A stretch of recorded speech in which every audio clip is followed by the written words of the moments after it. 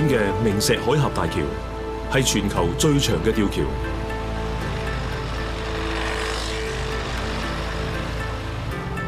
橋身橫跨4公里闊嘅水道，設計足以承受猛烈颱風、海嘯同地震。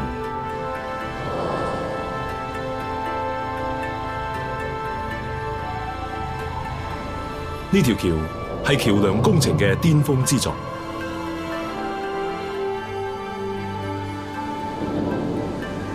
明石海峽大橋咁成功，全賴7項關鍵發明。佢哋嘅蹤影可以喺以下7條大橋度揾到。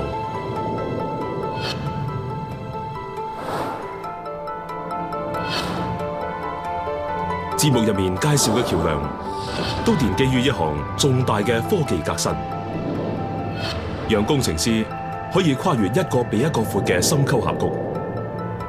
我哋會一條又一條，一級又一級，講述呢啲橋樑背後嘅不凡故事，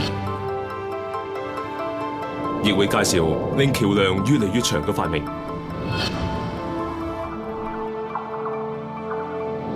7項巧妙嘅科技躍進，令橋樑由大橋變成更大嘅橋，再變成全球最大嘅橋。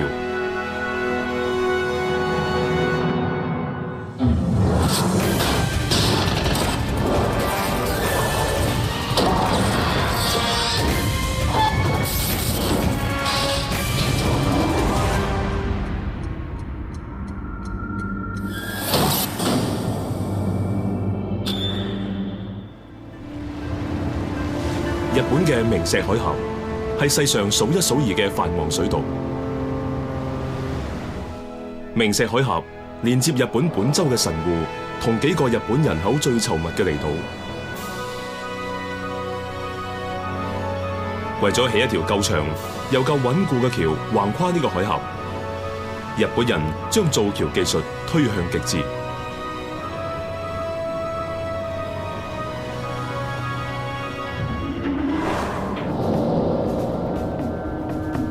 要了解明石海峽大橋點起到咁長，我哋就要倒流時光，回顧橋樑設計嘅演進歷程。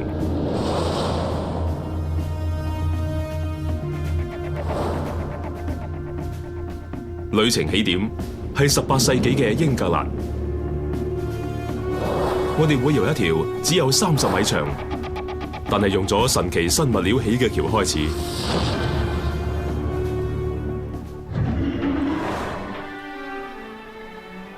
1779年，工業革命令英格蘭改頭換面，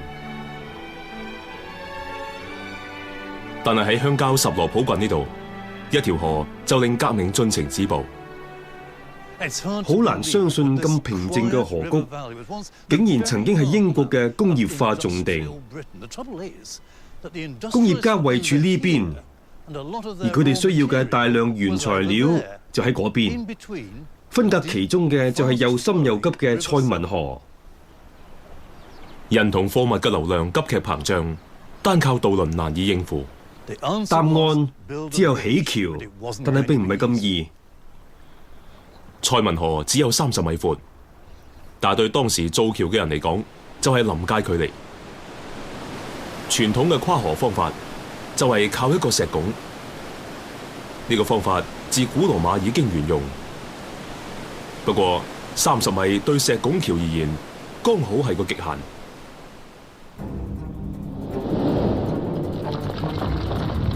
石拱要夠寬闊，就要夠高，咁至可以保留為橋體提供強度嘅半圓結構。不過要加大石拱，當然有代價。如果加大1倍，橋就要用多8倍嘅石材。但係石拱負荷唔到多出嘅重量，橋樑會崩塌。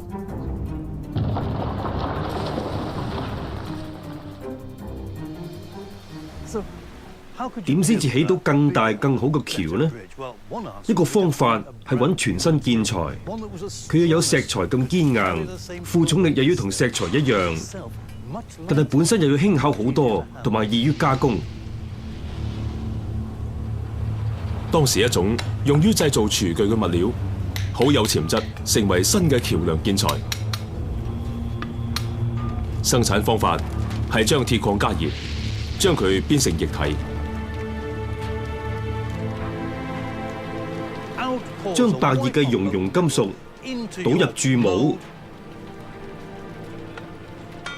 冷卻，咁就定型，好似變魔術咁。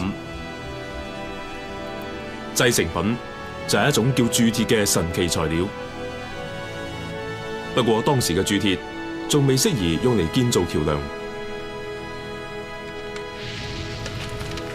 熔爐嘅燃料焦炭含有雜質，令鑄出嚟嘅鐵脆弱易碎。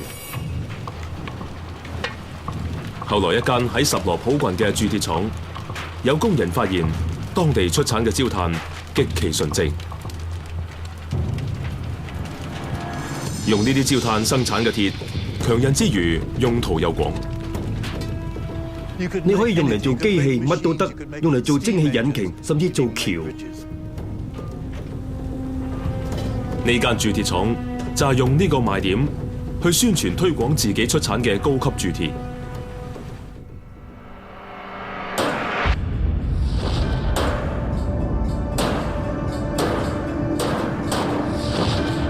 1779年，佢哋着手建造全世界首座鑄鐵橋。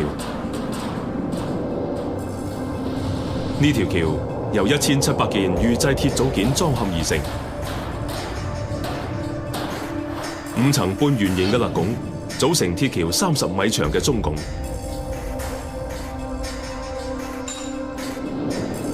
因為成條橋都係以鐵條編織而成，而唔係用實心石材砌成，所以橋身重量只有380噸。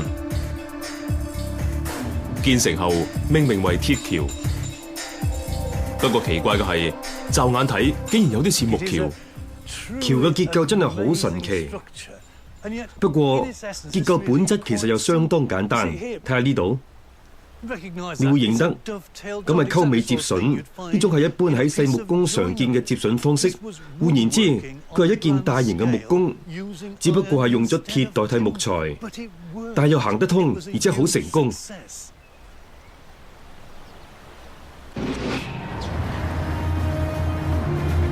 鐵橋嘅影響深遠，喺現時嘅破紀錄建築度仍然揾到佢嘅貢獻。日本工程師計劃做一條全球最大嘅吊橋嗰陣，就好清楚一定要想辦法令條橋盡量輕巧。所以同之前嘅鐵橋一樣，今時今日嘅明石海峽大橋一樣用預製架構組件裝嵌而成。不過呢個輕型構造仍然耗用超過25萬噸嘅鋼材，但係鋼有一個重大嘅缺點，就係會生鏽。結構工程師伯登博士好了解呢條橋嘅弱點。每年都有颱風吹過呢帶，加上海洋環境，所以鏽蝕為橋嘅結構帶嚟好大問題。為咗保衛橋身，就要派遙控機械檢查員檢查有冇生鏽跡象出現。此外，會出動機械油漆工修補油漆剝落嘅地方。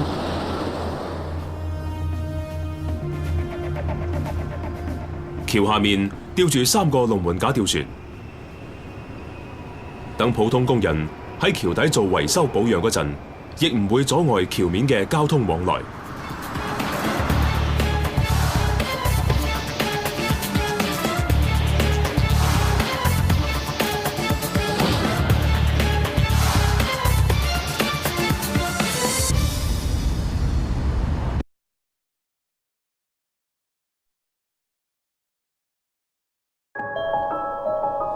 鐵橋證明，只要以鐵代石，工程師就可以建造超過30米長嘅橋。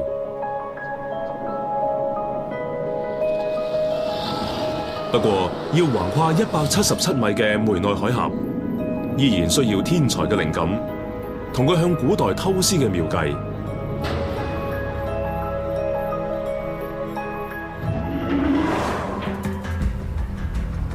19世紀，威爾斯嘅梅內海峽阻礙咗好多前往愛爾蘭嘅人。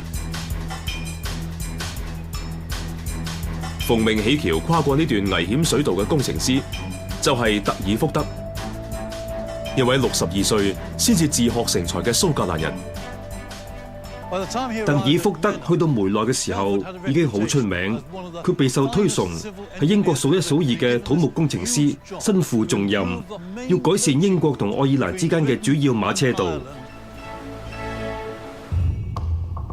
特爾福德本來考慮用鑄鐵起一座拱橋，不過咁做施工期間就要以棚架支撐橋拱，呢度嘅水道好繁忙，棚架一定會阻礙船隻來往。由於籌劃人反對，於是特爾福德唯有用最原始嘅橋梁設計。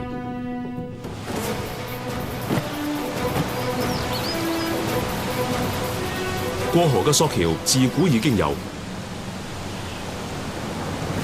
攀山能手漢福德到而家仍然用呢個方法。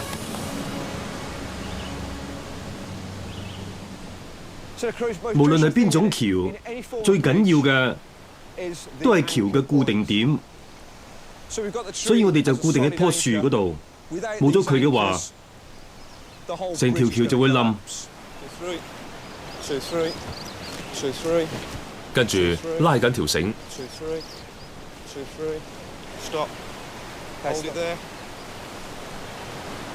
下方嘅繩係用嚟負重，上方嘅就做扶手。等你穿埋中索就搞掂，而家好實淨，支撐到自己。縱橫交錯咁綁起，就會形成一條原始嘅吊橋。雖然可以俾士兵過河，但係就不足以俾穿梭倫敦同都柏林嘅公共馬車駛過。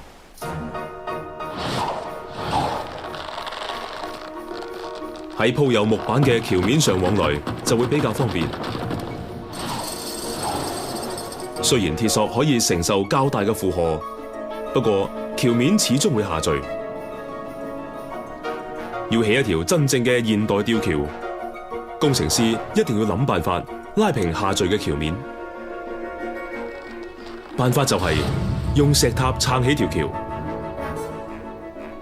再放吊索落嚟，令橋面水平。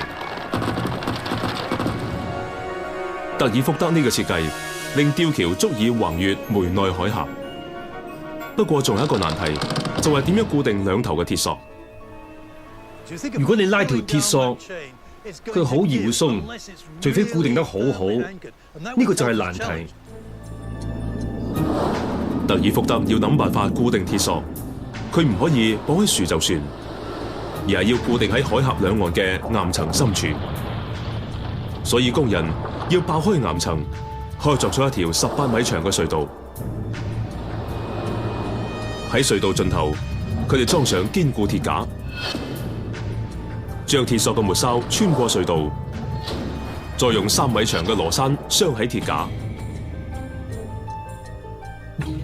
再用角鐵將羅山同鐵架固定喺岩洞之中，除非岩石移動，否則岩石樓絕對萬無一失。特爾福德一舉成功，新橋將倫敦至都柏林嘅行車時間縮短9個鐘。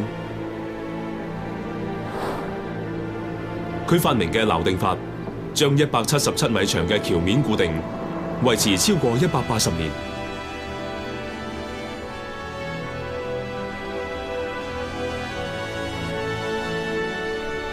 今時今日，呢條橋每星期仍然有數以千計嘅車輛來往。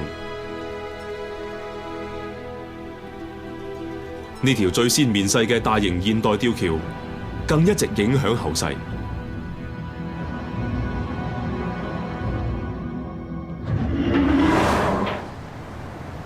喺日本，工程師為明石海峽大橋錨定嗰陣，面對嘅難題更大。明石海峽大橋唔係用鐵索，而係粗大嘅鋼纜。不過同梅內海峽唔同，呢度冇堅固岩層可以用嚟固定鋼纜，所以一定要喺海岸建築錨定點。首先要挖洞做地基，規模一定要好大。然後傾住23萬立方米嘅混凝土，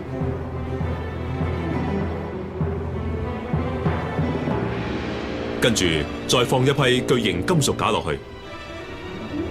金屬架將來會負責固定橋欄，所以一定要穩如泰山。佢哋將支架埋藏喺混凝土裏面，混凝土分成5塊，每塊之間有空隙散熱，防止混凝土爆裂。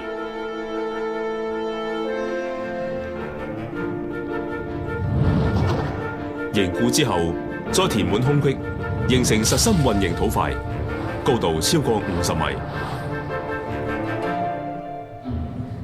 另外，佢仲深入地底大約60米，所以呢個結構可以話似一座冰山。你只係見到外露嘅山尖，其實下面好深。德爾福德起嘅梅內海峽吊橋，為橋梁設計師引進全新嘅橋梁施工方法。不過喺1851年，美國工程師想跨過尼亞加拉瀑布闊250米嘅大峽谷，佢哋要起嘅吊橋仲要承載一列300噸重嘅火車，所以橋嘅強度同橋嘅長度一樣咁傷腦筋。德爾福德用嚟起橋嘅巨大鐵索，睇落好似牢不可破，但只要有一環膠約就已經唔可靠。人一宗慘劇就可以說明一切。1845年，有300人聚集喺英國城鎮大雅茅斯嘅吊橋上面，群眾蜂擁而至睇馬戲表演。有個男人坐喺木桶上，由啲鵝拉住行。當個男人飄近，人群就聚埋喺橋嘅一邊去睇。重量一下子轉移，鐵索不勝負荷，結果當場斷開，橋面直接跌咗落河。事件令到79人遇溺身亡。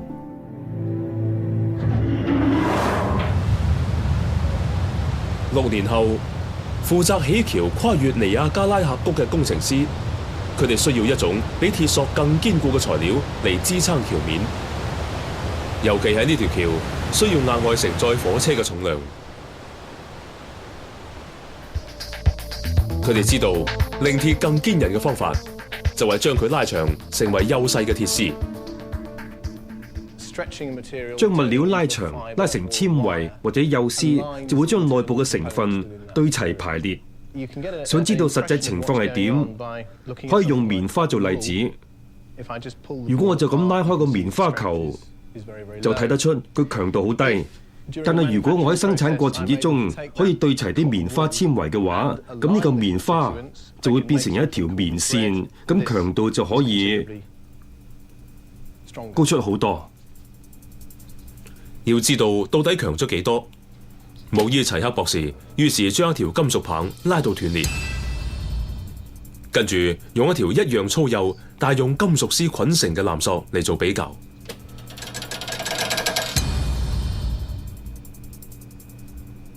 結果顯示金屬棒要大約350磅力拉斷，鐵線強好多，要大約450磅嘅力先至拉得斷。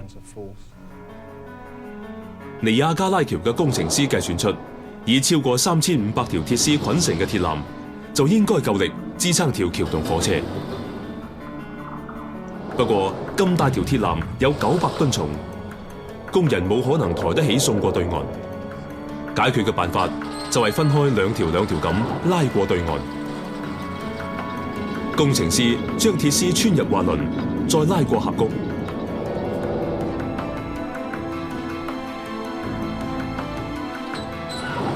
到咗對岸，將鐵絲綁喺樓頂，然後送滑輪翻轉頭，運送另外2條鐵絲過嚟。就係咁樣，來回1820次之後，就可以組成一條用3640條鐵絲捆成嘅鐵纜。總共要用4條咁樣嘅鐵纜嚟吊起成條橋。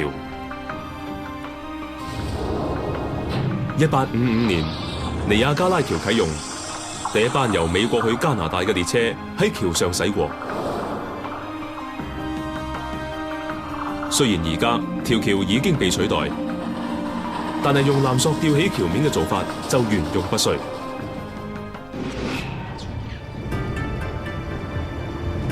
至於明石海峽大橋用嘅纜索，足夠吊起90條尼亞加拉橋。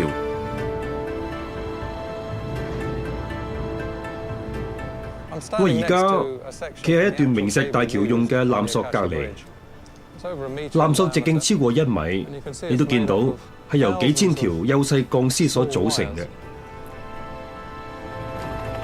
要將鋼絲由一邊岸送去另一邊岸，佢哋先要出動直升機運條導引索過對岸，跟住將第一束127條鋼絲拉過去。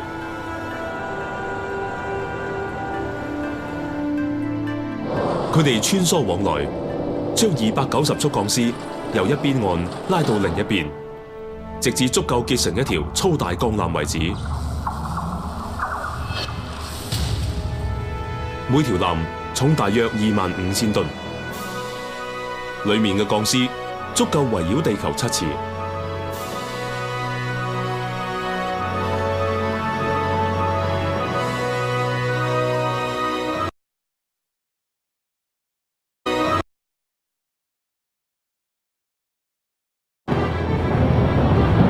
有更加強韌嘅纜索，工程師就可以建造跨距更長，而且唔使分段嘅橋梁。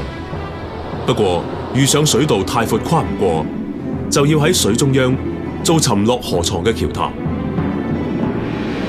1874年，工程師計劃起一條大橋，連接布魯克林同曼哈頓。工程嘅難度在於點樣喺急流之中固定橋墩。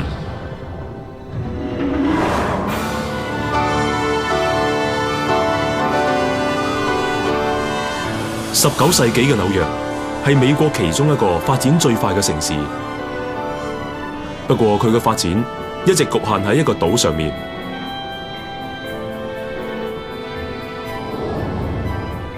早喺摩天大樓出現之前，曼哈頓島已經需要借助周邊地區提供勞動力，於是佢哋必須起一條橋，橫跨600米闊嘅東河。距離太大，單跨橋冇可能跨得過，咁就唯有喺河中心起橋墩作為接駁。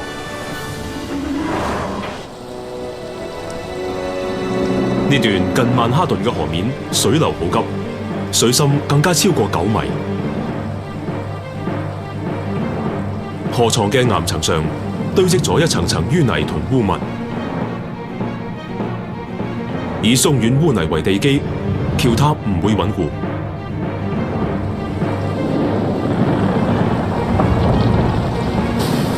要挖穿污泥深入下面嘅岩層，工人就要深入水底之下24米工作。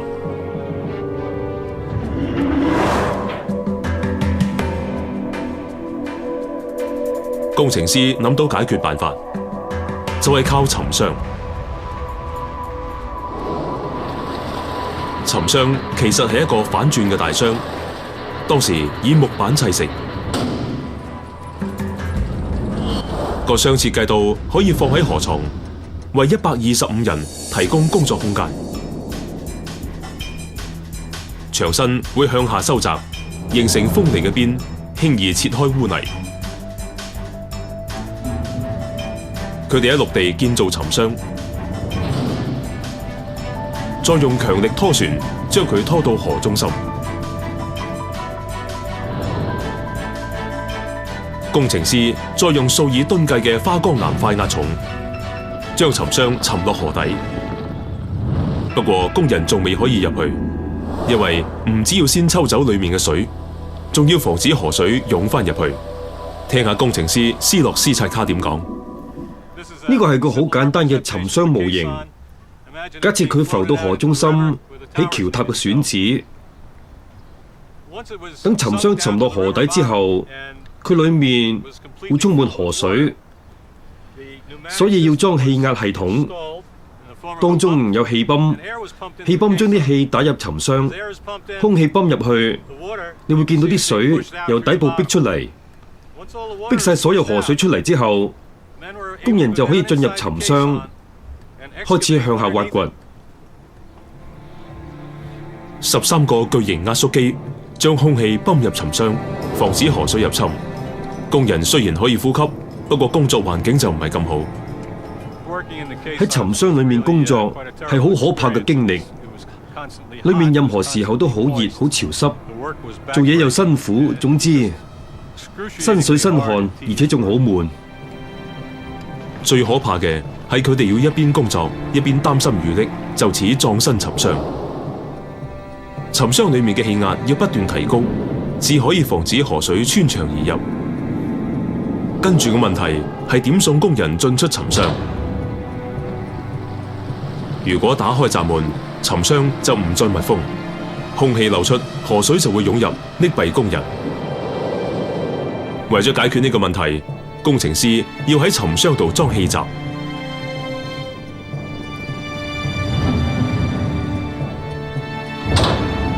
每次只可以打開一道門，維持箱內嘅氣壓不變。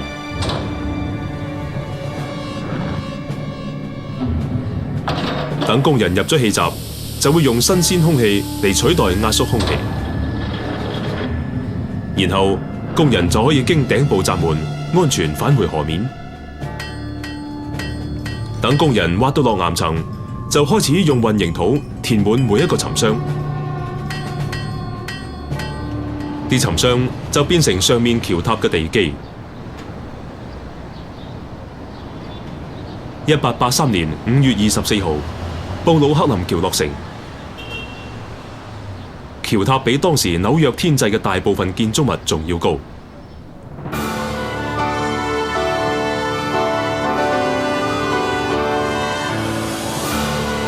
曼哈頓同布魯克林靠大橋連成一體。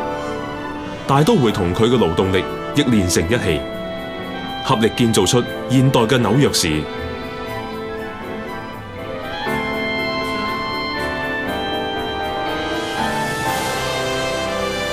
每日布魯克林大橋都有14萬架車同數以萬計嘅行人來往。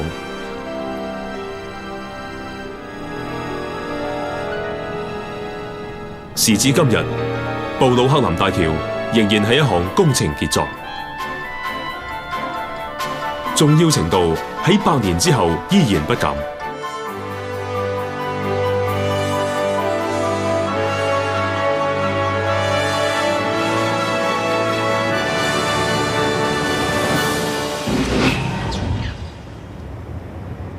不過，日本明石海峽大橋嘅工程師面對嘅挑戰更加大。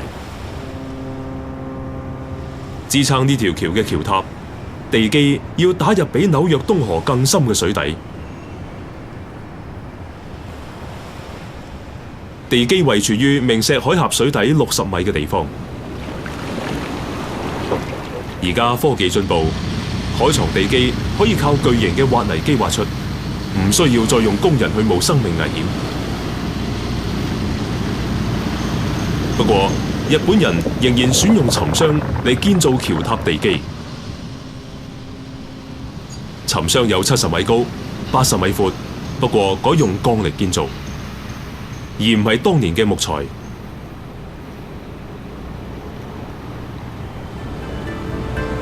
呢啲沉箱好大，要出動12艘拖船拖去就位，位置就係挖開嘅海床上面。每個沉箱各有外牆同內牆，內外牆之間嘅空隙形成一個環形分隔艙，裏面充滿空氣，可以為沉箱提供浮力。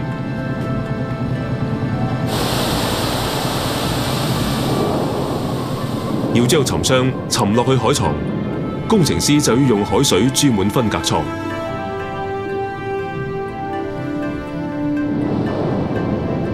一落到海床，就會注入濕混凝土，取代中央艙嘅海水。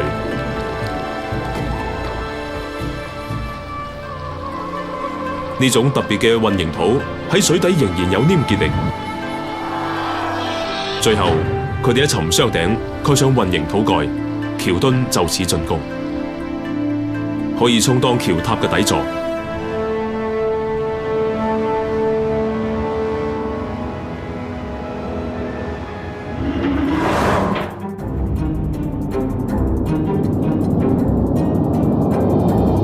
用沉箱可以挖得更深，等橋可以起得更長。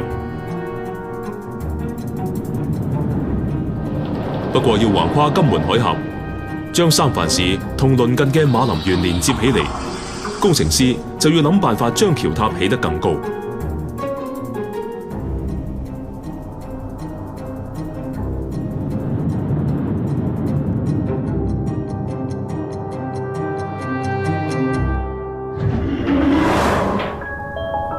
金門海峽嘅惡劣天氣人人皆知，令橫渡呢段海面相當危險。但係咁樣都無阻大家嘗試用渡輪載汽車過海。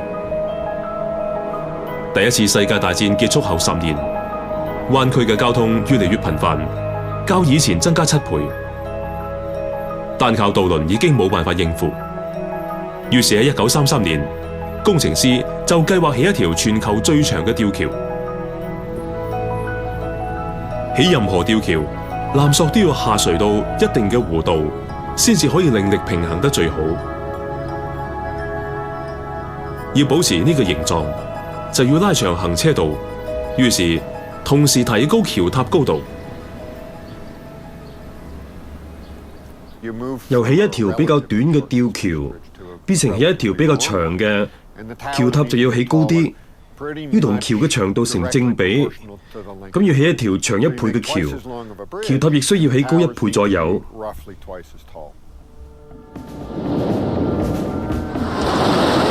不過咁做就會衍生出一個好複雜嘅工程挑戰。以1280米長嘅跨度計，工程師就要喺橋面對上152米嘅高處懸掛纜索，亦即係要起227米高嘅橋塔。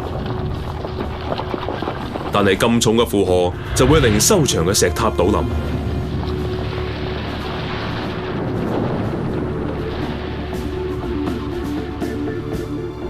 另一個選擇係起較粗身嘅塔，不過石塔要抵抗屈折，橋塔底座就要起到接近50米闊，咁會阻礙船隻來往，亦都有損橋梁嘅美感。呢條橋要揾一種更有力、更輕巧嘅物料起橋塔。起橋嘅人於是捨棄石塊，改用鋼板。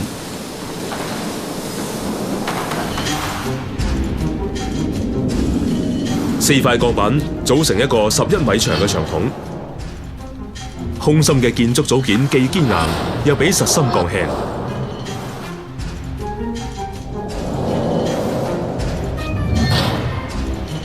一格一格集合起嚟，就形成紮實堅固嘅蜂窩結構。用吊機將組件吊到適當嘅位置安裝，砌好一段，吊機就會升高，開始砌另一段。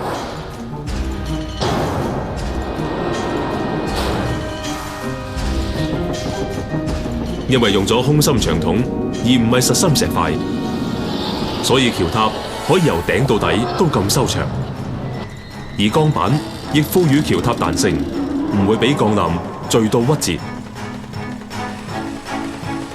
不過橋塔越高，危機亦越大，總要有人將組件鎖埋一齊，釘上超過100萬口窩釘。鋼架工人要冒住危險，亦要抵住猛烈嘅太平洋暴風，吊喺塔上工作。起橋工人第一次要戴頭盔、面罩同埋安全索開工。一張大安全網救咗19個由高處失足嘅鋼架工人。不過，即使做咗安全措施，仍然有11個人因為起呢條橋而送命。橋塔高高在上，皮危彎曲，高挑纖幼，同時可以負荷超過5萬噸嘅橋面同鋼纜。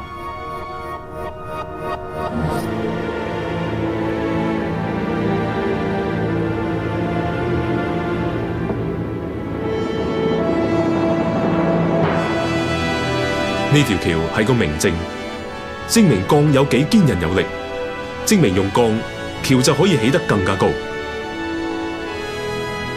喺帝國大廈之類嘅鋼架高樓爭相破紀錄嘅年代，金門大橋嘅橋塔係紐約以西最高嘅建築物。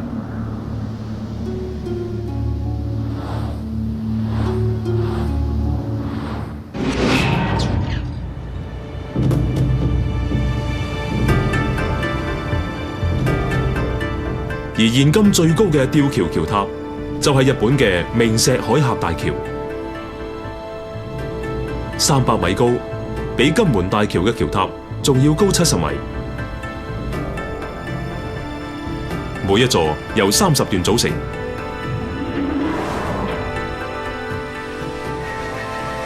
工程師將每段嘅頂部同底部打磨光滑，直至完全平坦。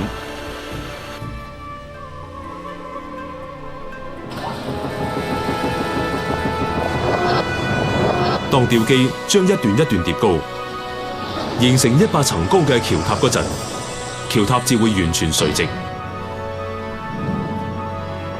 內部係蜂窩結構，所以又堅固又輕巧。我而家爬緊嘅其實係其中一棟主塔嘅內部結構。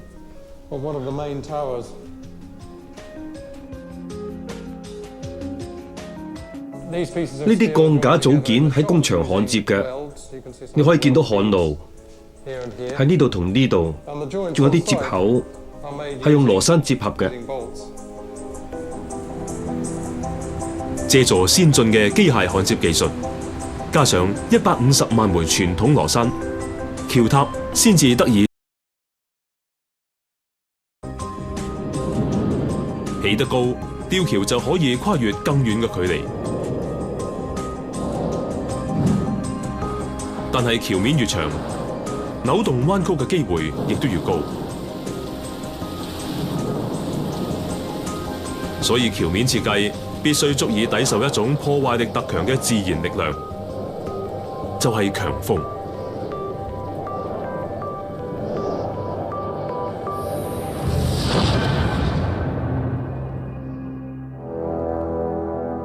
1940年，華盛頓嘅塔科馬海峽有新橋啟用，可惜條橋有一個致命弱點，如果遇上和緩嘅微風，橋面就開始上下晃動，跟住開始扭曲，最後就成條橋崩塌。而家嘅工程師知道條橋結構上有咩問題，氣動力不穩定性同風吹過大橋嗰陣遇上嘅結構形狀有關。橋面兩側係平嘅話，就會阻礙氣流；遇上側風吹襲，氣流受到干擾，就會喺橋面上下形成漩渦，於是形成氣壓大小不一嘅區域。咁樣一係會吸起橋面，一係會壓低橋面。橋面一旦晃動，條橋亦都會搖動抗衡。啲風同建築物嘅移動係相互影響嘅，會演變為自擊現象，振幅一路加大，直到一個自毀地步，就好似塔科馬海峽條橋咁。解決方法係將橋面側面設計成流線型，咁就可以界開啲風，引導佢哋喺行車道嘅上面同下面滑過。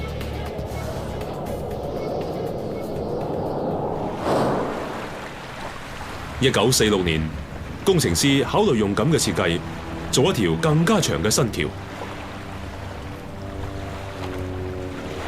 佢哋要橫跨1.6公里闊嘅紐約港港口，橫越韋拉扎諾海峽。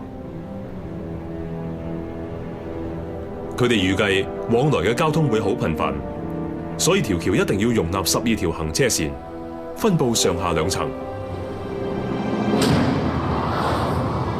但係工程師知道，雙層橋面嘅流線型橫切面未必可以安全咁將風引流。咁樣，流線型橋面會引致氣流相撞，釀成進一步嘅干擾。所以，與其轉移風向，佢哋決定加固橋面，抵擋風力，等佢哋唔會扭動或者彎曲。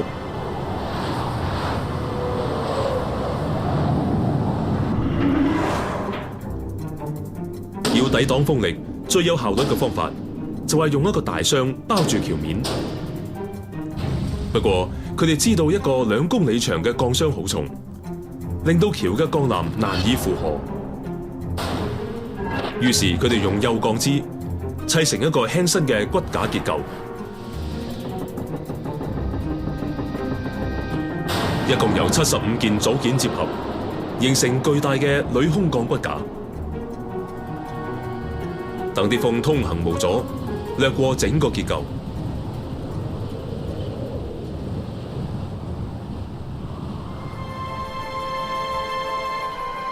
呢個獨特嘅設計可以抵受強勁嘅大西洋風暴，同時支撐起12條行車線。雙層橋面每日有將近20萬部車由布魯克林同皇后區前往斯塔滕島，再接駁至主要嘅大西洋公路網。呢個成就好了不起，呢條橋嘅承載力多金門大橋7成，而金門大橋就係當年承載力最接近佢嘅橋。韋拉扎諾海峽嘅大橋喺1964年落成嗰陣，係當時全球最長同最重嘅吊橋。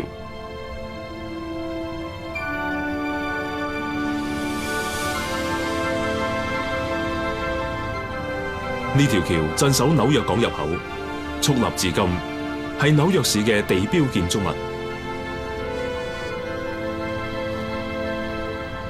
韋拉扎諾海峽大橋，我認為係美國造橋時代嘅巔峰之作，當然亦係美國大橋入面最了不起嘅一座。佢嘅設計出色度喺30多年之後，令日本人都採用相同嘅鋁空骨架概念去加固明石海峽大橋嘅橋面。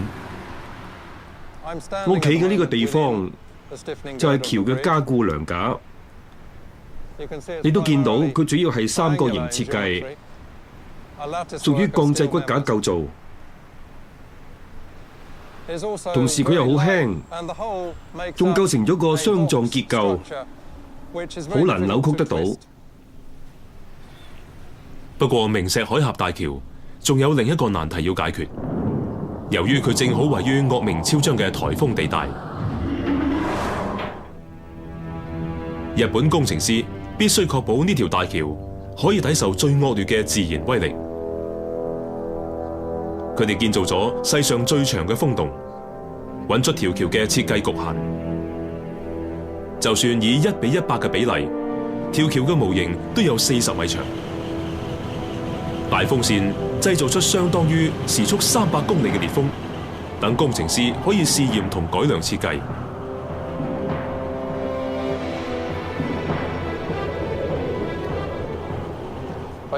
用風洞做測試，工程師就可以揾出一個最佳設計，既可以盡量減低風產生嘅負荷，同時又有足夠強度抵禦風力造成嘅負荷。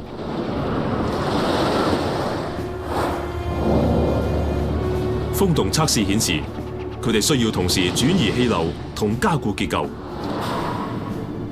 於是佢哋喺行車道下邊加裝一條巨型鋼梁。當強勁嘅側風一撞上鋼梁，就會轉向上穿過橋面嘅隔網，抵消佢嘅破壞力。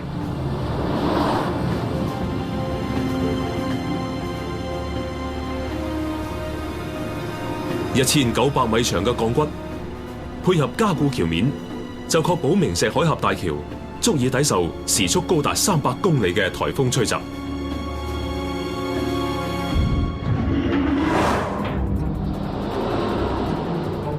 韋拉扎諾海峽大橋嘅抗風特質，令規模越嚟越大嘅橋都可以安全跨過更加空曠嘅河岸。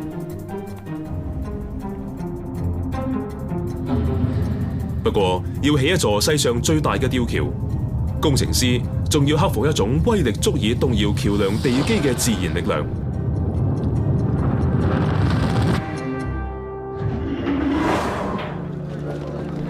日本位處於地球上其中一個地震活躍帶。1923年，一場地震摧毀東京，令超過10萬人死亡。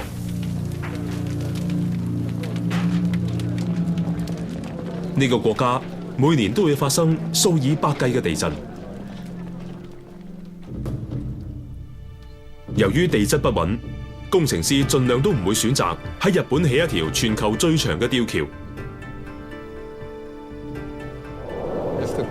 如果吊橋下嘅地層因為地震而搖動，甚至可以令到橋塔倒塌，咁就一定會係一場大災難。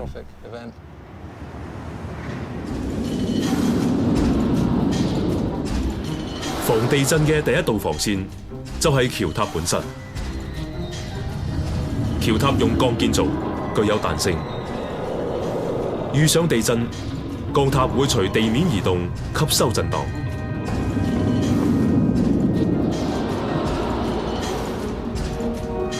而喺每座橋塔內部，仲有第二層防護，就係20隻巨型擺臂，叫做阻尼器。每個10噸重嘅阻尼器被吊上鋼架上。當地震令到橋塔側埋一邊，液壓阻尼器就會向反方向擺動，抵消搖晃，防止橋塔倒冧。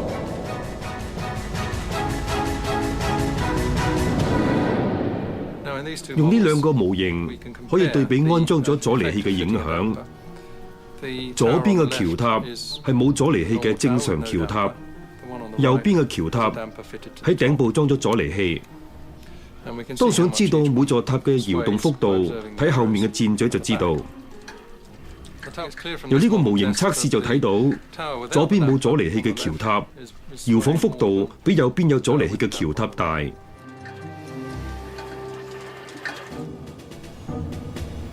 要喺冇地震嘅環境下測試阻尼器，工程師唯有諗啲新奇嘅方法。佢哋精心安排百幾個工人，完全同步咁搖晃，模擬地震。喺呢場人造地震之中，阻尼器產生作用，保持橋塔穩定。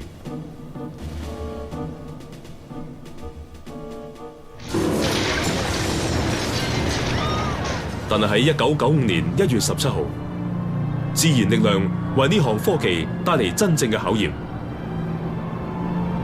一場7級地震襲擊位於明石海峽大橋北岸嘅城市神戶。呢次地震令超過6000人罹難，摧毀超過10萬棟建築物。不過，明石海峽大橋屹立不倒，全賴橋塔上嘅阻尼器。大橋仍然留有經歷大劫嘅疤痕。地震剛好喺橋下海床震開一條裂縫，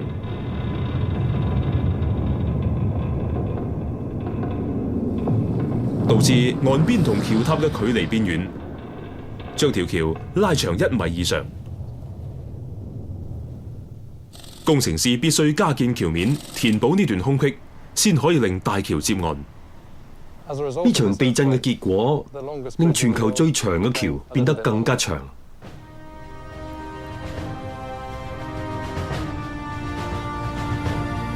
明石海峽大橋喺最艱難嘅環境之下，證明佢嘅破紀錄設計幾咁穩固。超過2個世紀嘅革新同工程突破，凝聚成呢件建築傑作。